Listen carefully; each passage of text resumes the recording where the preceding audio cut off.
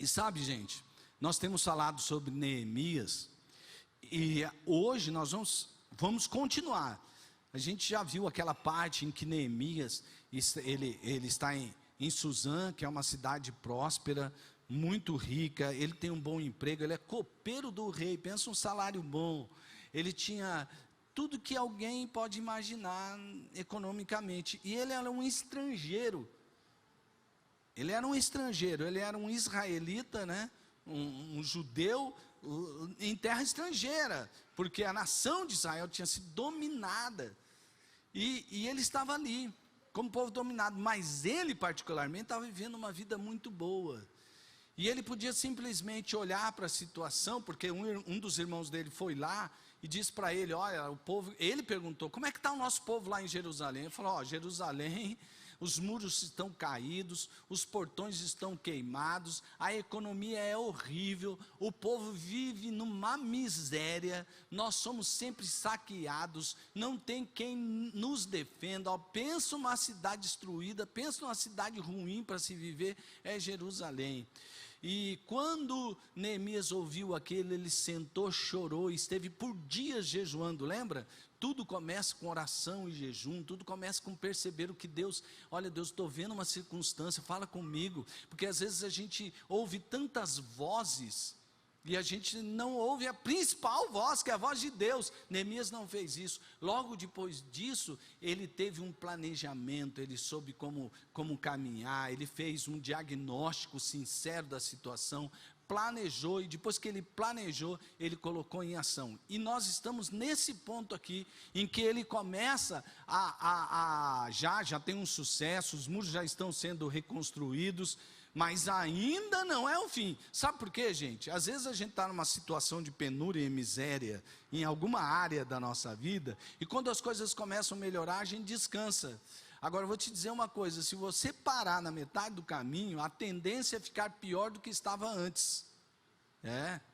Eu sempre lembro do meu pastor e professor, meu mentor teológico, pastor William Frederick John Clark. Ele sempre contava aquela história de quando ele era criança, brincava lá em Londres, e porque lá tinha uma escada rolante, ainda era de madeira a escada rolante. Ele e alguns coleguinhas dele brincavam de subir a escada rolante que descia.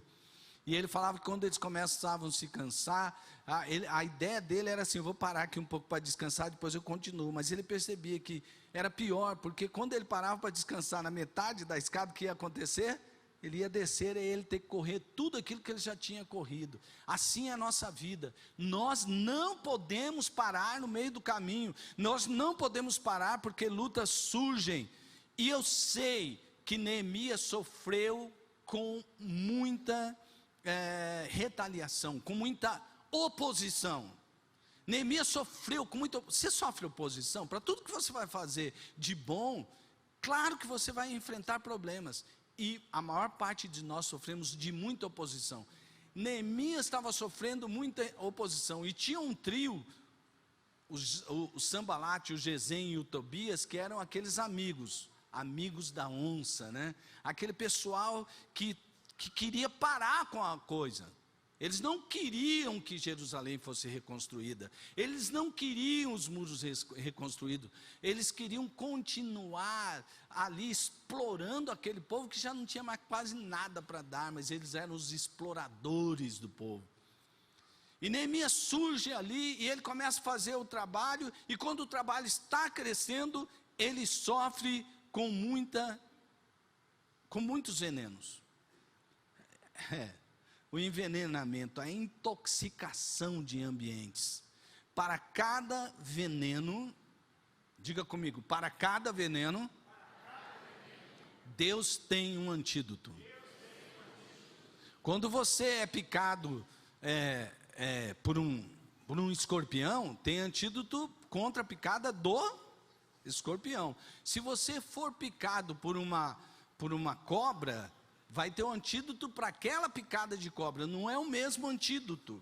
E para cada tipo de envenenamento, Deus tem um antídoto.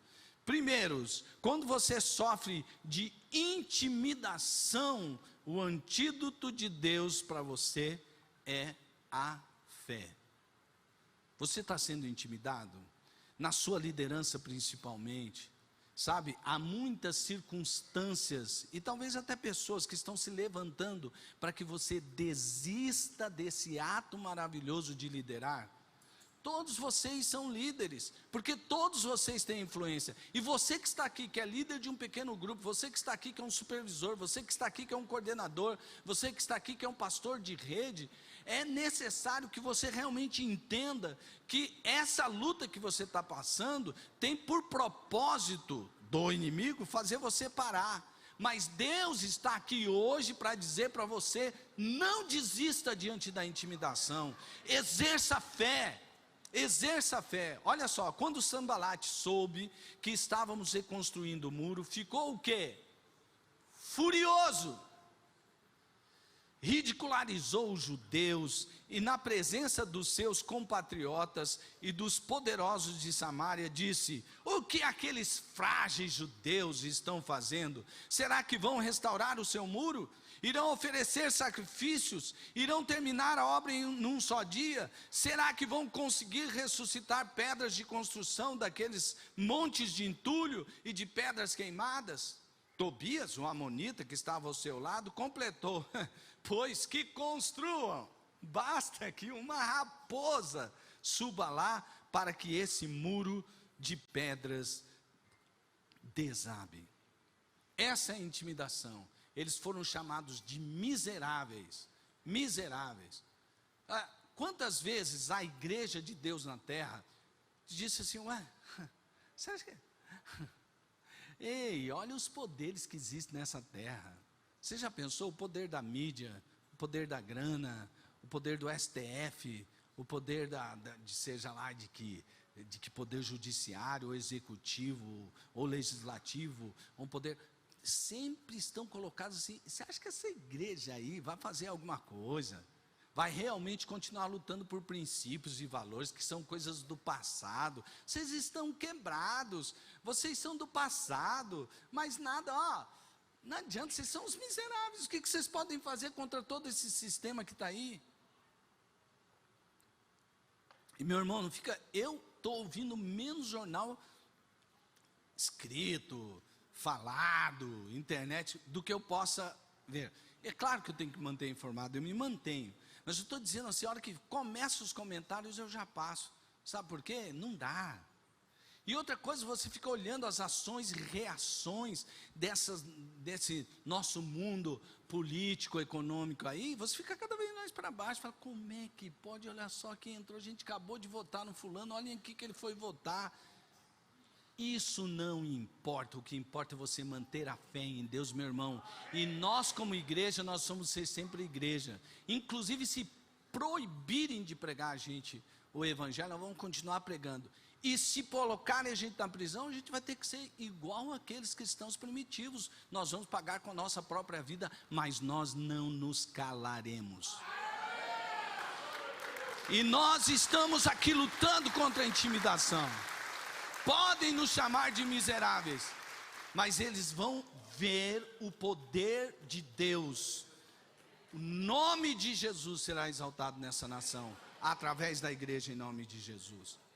E aí, quando a gente fala isso, alguém que esteja me ouvindo agora diz: esse pastor é cético, né? Olha só, ele acredita nisso e fica enganando aqueles monte de bobões que ficam escutando. Pois é, falaram da igreja sim, o tempo inteiro, e a igreja prevaleceu. O mundo é o mundo que é hoje por causa do cristianismo. Tudo que tem de bom que você vê ao seu redor é por causa da marca de Jesus Cristo na história. Podem nos chamar de céticos demais, mas nós não ouviremos essa intimidação. Sabe como Neemias reagiu? Ele disse assim: ouve-nos, ó Deus, pois estamos sendo desprezados. Estou chamando gente de miserável, Deus. Estão chamando gente de nós sem fé. Nesse meio tempo fomos reconstruindo o muro até que em toda a sua extensão chegamos à metade da sua altura, pois o povo estava totalmente dedicado ao trabalho. Mas nós oramos ao nosso Deus e colocamos guardas de dia e de noite para proteger-nos deles. Veja só, qual foi a resposta da intimidação? A fé. Primeiro começou com oração. Meu irmão, você está se sentindo intimidado? Você está se sentindo pequeno? Estão debochando da sua fé? Você está começando a se sentir fraco? Vá para a oração. Meus irmãos, eu vou dizer uma coisa para você. Matéria de oração. Vou dizer uma crise violenta que eu passei agora. Quando a minha sogra foi internada e ela sofreu um AVC, eu sabia da extensão daquele AVC, mas eu não ficava anunciando nem para a família. Olha, teve um AVC, afetou 2 áreas do seu cérebro. E daí? O que é um AVC diante do poder de Deus? Eu creio mais no poder de Deus do que no poder do AVC. Tem gente que faz o contrário.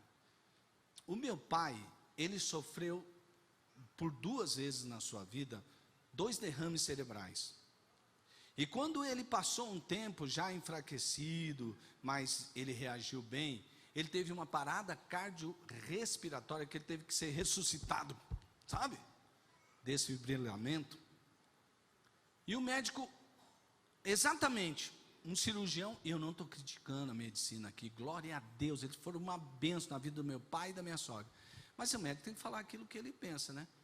O neurologista disse exatamente o que eu ouvi sobre o meu pai, eu ouvi sobre a minha sogra. E ele disse assim: olha, é o seguinte, o seu pai ficou sem respirar mais ou menos, para ser pouco, 3 minutos. Ele teve morto e teve um ressuscitamento através de máquina. Ele está lá vivo por causa das máquinas.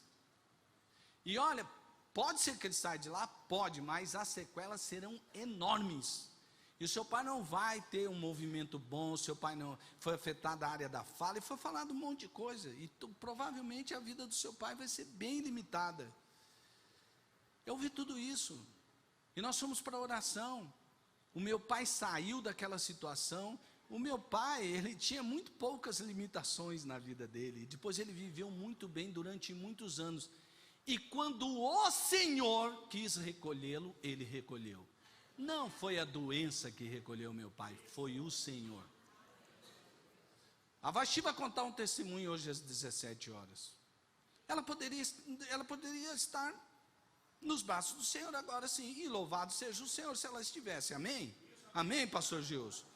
Mas quem livrou a Vasti? Contra todas as possibilidades humanas, foi o Senhor. Por isso, nós não podemos dar ouvido às intimidações, mas nós devemos exercer fé, oração. Eu nunca fui àquele CTI, por mais que os médicos me dissessem: olha, ela já está fazendo pouco, você vê, pouco xixi, o rim provavelmente já não está mais funcionando. Eu metia a mão na cabeça da minha sogra e eu orava, e eu falava com ela, e eu falava assim: ô sogra, sai daí porque está chegando domingo, a senhora faz pastel gostoso, eu quero comer o pastel, levanta.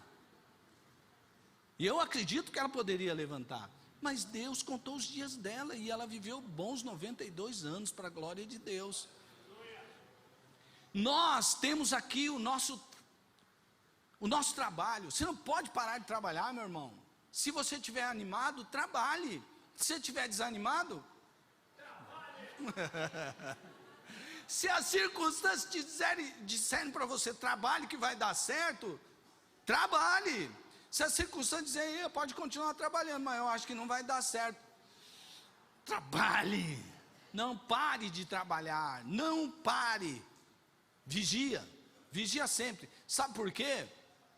Porque o inimigo não vai parar. Você acha que porque você venceu uma luta com ele, vai esperar momento oportuno? Foi assim com Jesus, foi assim com todos os cristãos, durante toda a história. Ele não vai desistir. Mas eu vou dizer uma coisa para você: ele não vai, nem nós. Nós somos perseverantes de Deus, e nós somos mais que vencedores. Aí quando o trio da intimidação viu que não ia dar certo de um jeito, eles foram preparar uma armadilha. Contra a armadilha, o discernimento. É engraçado, né? Missão impossível. Ô ratinho. Então, Aqui, para o ratinho, a grande vontade dele é comer o queijo, né? Mas ele já percebeu que tem ali uma ratoeira. Está tentando descer de um lado de um jeito diferente. Olha o que aconteceu. Quando Sambalate e Gesem, tem o versículo aí? Quando Sambalate e Gesem mandaram-me a seguinte mensagem: venha, ei, ó o convite, ó. Venha, vamos nos encontrar num dos povoados da planície de Ono. Você já recebeu convites dos amigos da onça? Às vezes você não percebe, cuidado com os convites que você recebe. Mas contra a armadilha, o discernimento. Veja que a armadilha, ele tem um propósito oculto. Existem convites para você que você não está percebendo, mas que é um propósito oculto. Acho que foi você, Jesus, que me contou uma vez de um amigo seu que ele recebeu um convite para mudar de emprego, que ele ia receber uma promoção, ia ter que mudar de cidade. E você avisou para ele assim: olha, amém, que bom que você vai ser, mas você já orou para ver se é vontade de Deus? Você fez isso? O meu discipulador sempre ensina, cara, por melhor que seja a proposta, antes é melhor ir orar, hein? É orar, porque qual é a vontade de Deus nessa história toda? Sem orar é sim, né? Mas se eu orar, essa é a sua frase. Sem orar é sim, mas se eu orar, pode vir um não, né? A pessoa pode até pedir, não, então não ora não, né? Deixa eu sim. Mas gente, olha, e aí essa pessoa recebeu a promoção, mudou de cidade, não encontrou igreja para a família, os filhos foram se desviando. O que vale mais? A sua promoção, ganhar um dinheiro melhor, ou a sua família? Às vezes você acha que o melhor para a sua família é você ter um bom dinheiro, que assim você pode dar mais coisas para a sua família. A gente tem um raciocínio meio, muito materialista, né, gente? A gente pensa que isso aí são as coisas mais importantes. E às vezes a gente recebe convites. Você tem algum convite que estão te fazendo? Qual é o propósito desse convite? Você que exerce liderança, as pessoas estão, líder de pequeno grupo, você é um modelo sempre, sabia? Quando você diz sim, quando você diz não, quando você espera, como você avalia as coisas, sempre tem gente ali, olhando para você como modelo. E há certas coisas que a gente precisa prestar atenção em certos convites e mostrar às pessoas como você sempre responde. Veja só qual foi o discernimento, Neemias 6, agora 2b. Eles, contudo, estavam tramando fazer-me mal. Eles, contudo, estavam tramando me fazer mal. Ele, para sair do lugar onde ele estava, para o lugar onde eles convidaram para a conversa, tinha uma armadilha montada para tirar a vida de Neemias, né?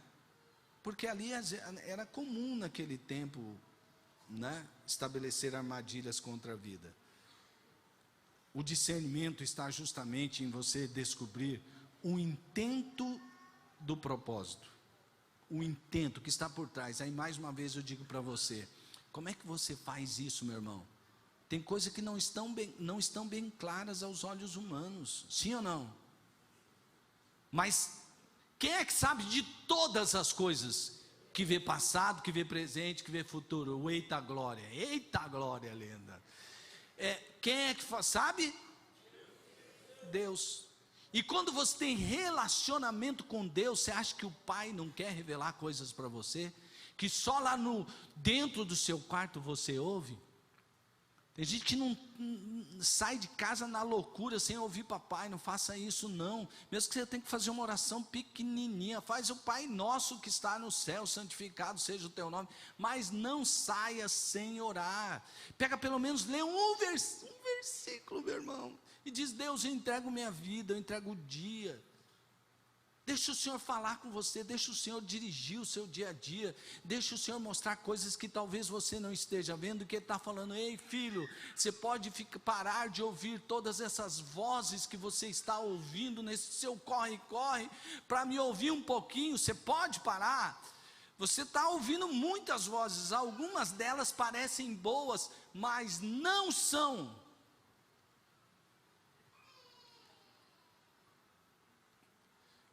Mas você acha que os inimigos ali, eles pararam? Não deu certo convidá-lo para um encontro, que parecia que era, vamos fazer as pazes, vamos fazer um acordo. Não tem acordo com vocês. Gente, uma coisa sobre esse convite para se fazer acordos. Eu vou dizer, presta atenção aqui. Você que tem ouvidos, ouça o que o Espírito diz à igreja, porque é a palavra de Deus, tá? Não há maneira nenhuma de haver conciliação entre o Espírito e a carne. Ouve o que eu vou te falar. O Espírito e a carne são inimigos irreconciliáveis. Você prestou atenção? Porque a sua carne tem obras que vai produzir, que é uma porção. Lê lá, né? Senão eu vou começar a pregar em Gálatas aqui. Mas eu gosto muito daquele texto, e eu li ele hoje de manhã. Você tem que ser cheio do Espírito para produzir o fruto do Espírito. Sabe por quê? Porque enquanto você tiver a vida, vai ter essa guerra. Você acha que o Gesem, o Sambalate e o Tobias pararam porque não deu certo a armadilha? Não, eles vão continuar insistindo. O inimigo é insistente. O inimigo é insistente. Mas contra a insistência nós temos a perseverança. Se o veneno vir com a insistência, o antídoto de Deus é a perseverança. Dá uma olhada como eles são insistentes. Eles me mandaram 4 vezes a mesma mensagem. 4 vezes, vai uma, não, vai 2, não, vai 3, não. Só que Neemias não agiu a lá Sansão, porque Sansão foi aquele que Dalila insistiu um tempo, ele resistiu, o outro ele resistiu, até que uma hora que ele falou, chega, vai, eu vou te contar, mulher insistente. Neemias não foi assim não. Eles me mandaram 4 vezes a mesma mensagem, e sabe o que ele fez? E em todas elas, deles a mesma resposta. Sabe por quê? Isso se chama coerência. Quem tem caráter, um pouco de John Maxwell, quem tem caráter tem coerência. Se é do caráter, se é um princípio, você vai perguntar 500 milhões de vezes a respeito de uma coisa, você vai receber 500 milhões de vezes a mesma resposta, porque aquela resposta não está baseada nas artimanhas, aquela resposta está baseada no caráter firmado em Deus. Em todas elas, deles a mesma resposta. A perseverança, 4 vezes a mesma resposta. O inimigo é insistente, ele percebeu que não deu certo uma hora, ele sai. Olha só, tentação de Jesus, Lucas, capítulo 4. O inimigo tentou de um jeito, tentou com pão, não deu certo. Tentou lá, falando, Jesus, o senhor não quer estabelecer o seu reino? Eu saio fora, só se prostre e me adore. Acabou a sua guerra, acabou a sua briga, fica tranquilo. Depois ele viu que Jesus respondia com a palavra, o que ele fez? Ele citou a palavra para Jesus. E Jesus falou assim, ei, você está com a exegese errada. Não é essa a interpretação que diz o texto, não. Eu não vou entrar na sua. A palavra diz isso, mas a palavra também diz isso. Então, o inimigo, depois de tudo aquilo, sabe o que o texto disse? Que o inimigo deixou de tentá-lo até momento oportuno. Tem gente que descansa. Gente, nós estamos avançando. Dá uma olhada ao seu redor. Dá uma olhada. Não é? Você viu o que o pastor Eli falou? Ele falou glória a Deus. Podemos dar um glória a Deus junto com ele? Amém. Nós estamos avançando. Os pequenos grupos estão voltando com toda a força. Estou olhando o Rodrigo e a Carla aqui, eles têm um pequeno grupo, eles multiplicam o pequeno grupo, dali a pouco tem uma congregação de novo, eles multiplicam o primeiro grupo. Meu Deus do céu! Estava num pequeno grupo do Ricardo, cadê o Ricardo? O Ricardo estava por aí, o Ricardo. Já tem pequeno grupo, até o pessoal lá em Guia Lopes da Laguna. Ah, tá ali, lá o pessoal de Guia Lopes da Laguna. Fica em pé aí, Guia Lopes da Laguna. Fica em pé, eu sei que você não é. Vergonha que esse pastor me faz passar. Glória a Deus. É isso aí. Aí eu olho aquela família. Eu tenho uma nova, tá? Mas depois eu conto, vou contar daqui agora, tá? Então, gente, nós estamos avançando. Você acha que o inimigo vai olhar e falar assim: tentei de tudo, mas eles passaram pela pandemia, pensei que eles iam ficar resumindo a nada. Aí, está crescendo de novo, eu não vou mais brincar. E vai embora? Que nada, o inimigo falou assim: mas deixa ele para lá. Sabe por quê? Maior o que está em nós do que aquele que atua no mundo. É isso. Vamos perseverar. Só que aí, como eu te disse, ô Emerson, eles não desistiram, cara. Sabe o que eles fizeram? Já que não deu certo tudo isso, vamos inventar uma mentira. Você já foi defamado? Falaram para você coisa que você não tinha feito, e aí passou como os outros, como se fosse verdade? Pois é, gente, contra a mentira, nós temos que fazer o quê? A verdade. Olha só, então na quinta vez, Sanbalat mandou insistir. Na quinta vez, Sanbalat mandou-me um dos seus homens de confiança com a mesma mensagem. Ele tinha na mão uma carta aberta, agora já não era mais só entre eles. Você não vai, eu vou começar a espalhar para todo mundo então. Em que estava escrito: dizem entre as nações, e Gesem diz que é verdade, que você e os judeus estão tramando uma revolta, e que, por isso, estão reconstruindo o muro. Além do mais, conforme dizem, famoso conforme dizem, você está na iminência de se tornar o rei deles. E até nomeou profetas para fazerem em Jerusalém a seguinte proclamação ao seu respeito: há um rei em Judá. Ora, essa informação será levada ao rei Artaxerxes, hein? Por isso, vamos conversar. Eu lhe mandei esta resposta: nada disso que você diz está acontecendo, é pura invenção da sua cabeça. Se você ler o texto, sabe o que Neemias fez? Ele continuou fazendo o que ele estava fazendo. Sabe por quê? Eu não vou parar de fazer o que eu tenho para fazer, para ficar ouvindo conversa mole do inimigo. Deus é o meu defensor e o meu protetor, foi Ele que mandou eu vir aqui fazer isso, e eu vou fazer o que Ele está fazendo. Se eu precisasse, eu não estou aqui para cuidar da minha imagem, vale mais o meu caráter do que a minha reputação. Reputação se perde até de maneira injusta. Sei uma história muito triste, contado por um outro pastor, que teve um pastor que entrou uma mulher uma vez na igreja, se levantou, ele falou assim: meu amor, vamos parar de fingir, você sabe o que nós temos. A mulher dele quase entrando ali, eu estou encurtando a conversa, mas quase entrou em convulsão, né? E aí o pastor disse: que isso, você está maluco, eu nunca tive nada com você. E aí começou a se levantar aquele burbúrio. Ela falou: quer ver, vou mostrar uma coisa como eu sei. Aí ele tinha uma marca na virilha, parece, que tinha feito, acho que uma cirurgia.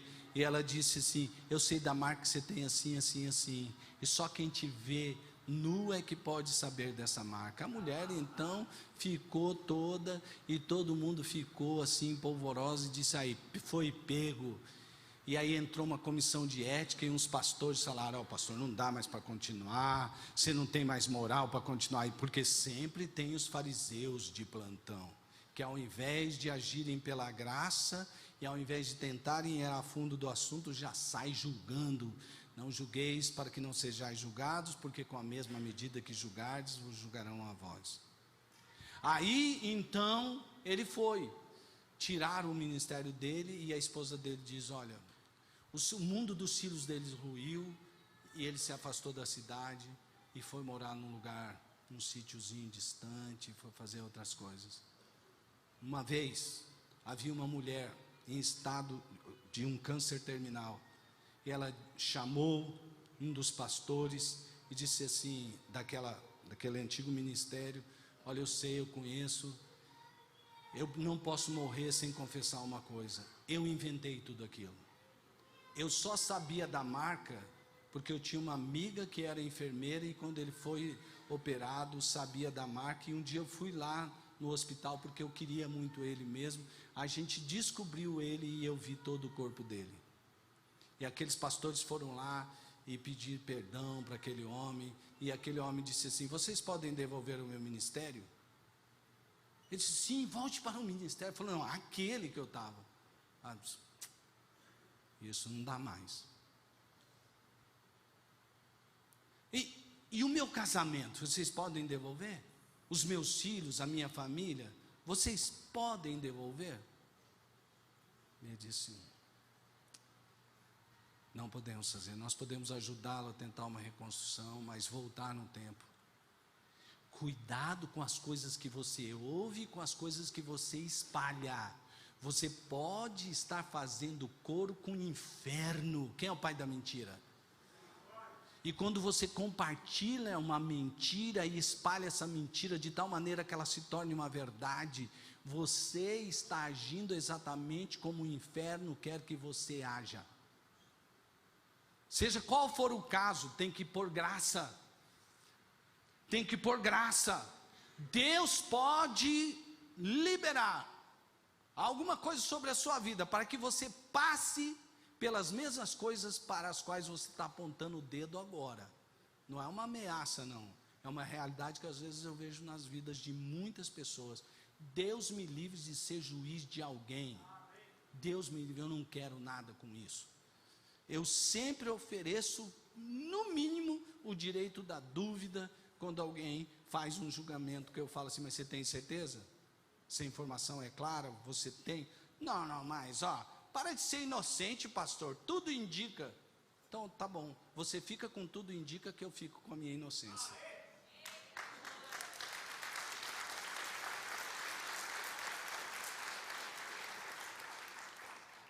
A verdade está na certeza da vontade de Deus. Você sabe por que Neemias não parou?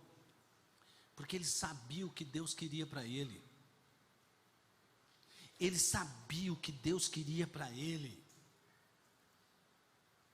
Ele sabia o que Deus queria para ele. Ele tinha convicção, Deus que me chamou, eu sou um escolhido. Numa pesquisa que nós fizemos com alguns líderes até aqui da igreja, que foi uma pesquisa que se espalhou pelo Brasil,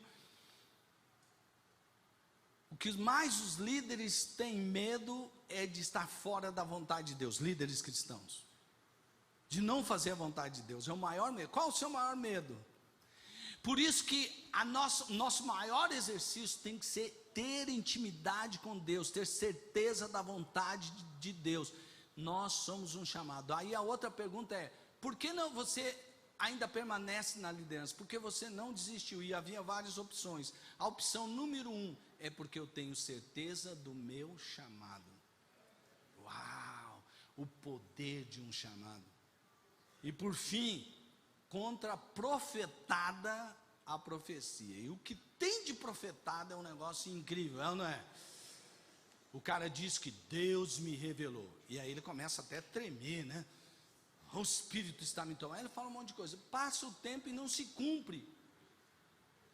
O cara às vezes some, e por outras vezes diz assim, não, sabe o que é?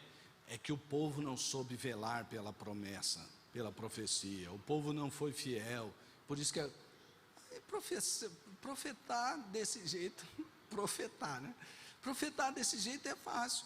Olha aqui, vê se não é verdade. Presta atenção no texto. Um dia fui à casa de Semaías, filho de Delaías, neto de Meetabel, que estava trancado portas adentro, ele disse: vamos encontrar-nos na casa de Deus, no templo, a porta fechadas, pois estão querendo matá-lo, eles virão esta noite.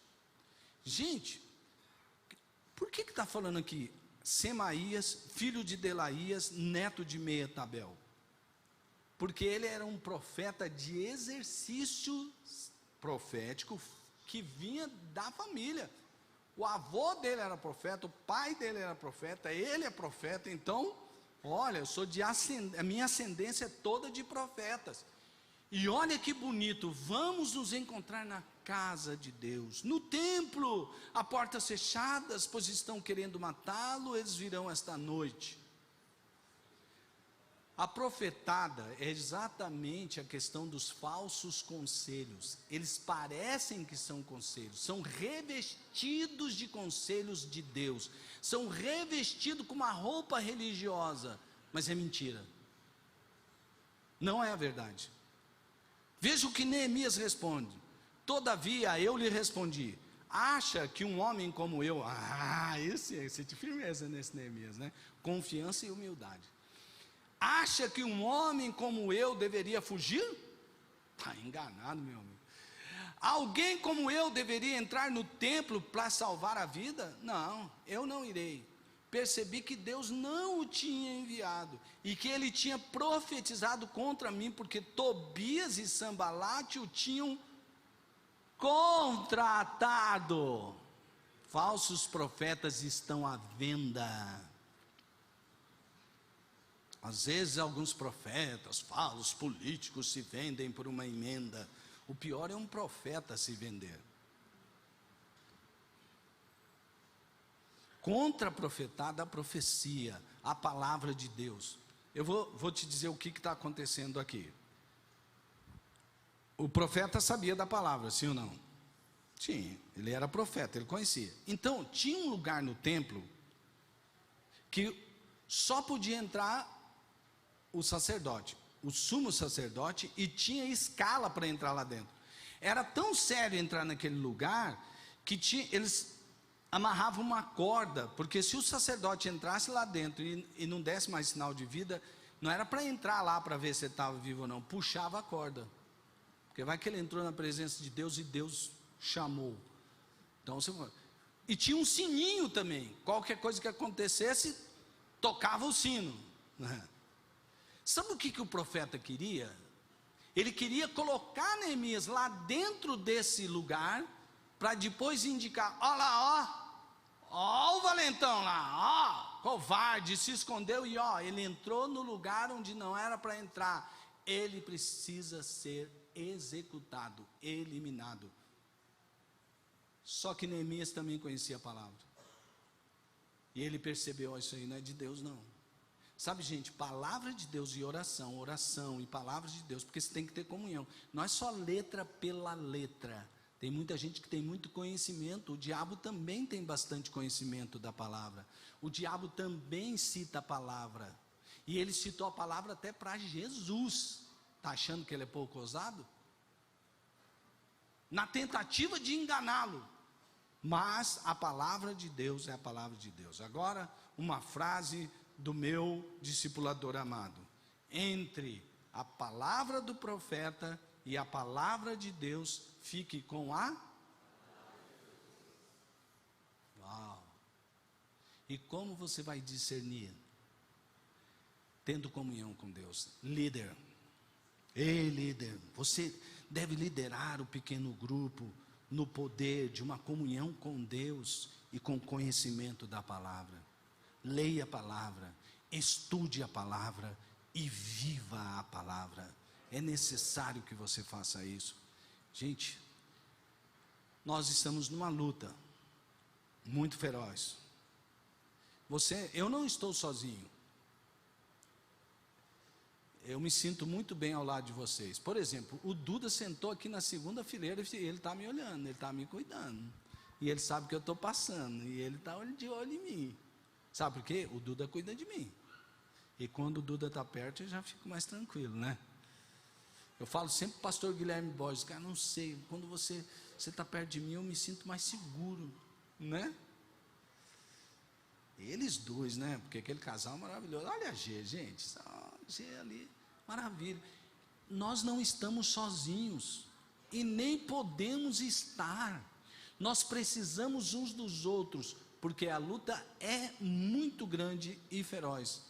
Mas nós somos mais que vencedores naquele que nos amou. Amém? Que Deus abençoe a sua vida. Que o Senhor complete aquilo que eu não pude falar aqui neste dia, por várias razões, mas que o Senhor complete toda a mensagem dele na sua vida, que você tenha força em Deus, que você permaneça nessa unção, em nome de Jesus.